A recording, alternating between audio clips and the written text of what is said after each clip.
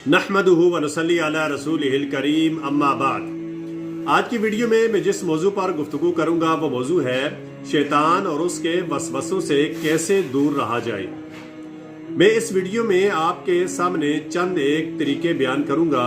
अगर आप इन तरीकों पर अमल करेंगे तो इंशाअल्लाह शैतान और उसके वसवसों से दूर रहेंगे। सबसे पहला अमल ये है कि जब भी आपको शैतान की तरफ से वसवसे आए तो आप आऊज़ु बिल्लाहि मिनश शैतानिर रजीम पढ़ लिया करें। इंशाअल्लाह शैतान के वसवसों से महफूज रहेंगे। दूसरा अमल, कोशिश करें कि 5 वक्त की नमाज मस्जिद में अदा करें और जब भी आपको मौका मिले तो अजान दिया करें, क्योंकि अजान की आवाज सुनने से शैतान भाग जाता है। इसके अलावा कुरान पाक की तिलावत का मामूल बना लें।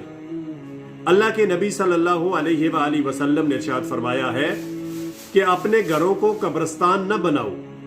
शैतान उस घर से भागता है जिस घर में सूरह बकरा पढ़ी जाए। इसके अलावा चंद और अमल भी हैं।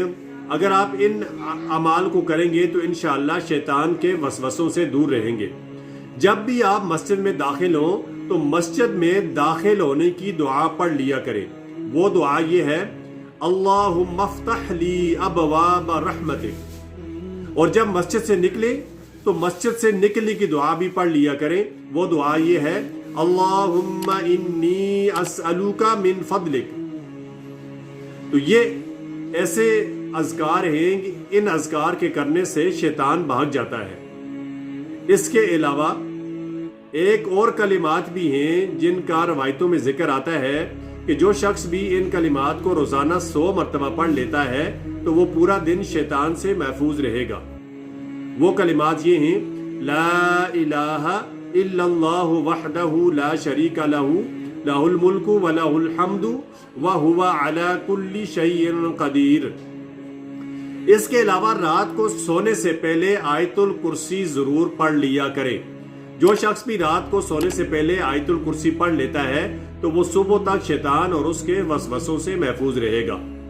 इसके अलावा सूरह बकरा की आखिरी 2 आयतों के हदीस मुबारका में बहुत से फजाइल आए हैं। जो शख्स भी रात को सोने से पहले सूरह बकरा की इन 2 आयतों को पढ़ लेता है तो वो सुबह तक शैतान के वसवसों से महफूज रहता है।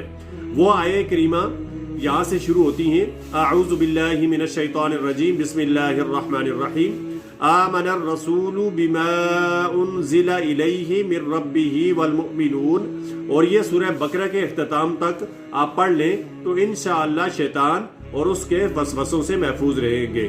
ये चंद अमाल थे जो मैंने आपके सामने जिक्र किए हैं। अगर आप इन तरीकों पर अमल करेंगे तो इंशाअल्लाह शैतान और उसके वसवसों से महफूज रहेंगे।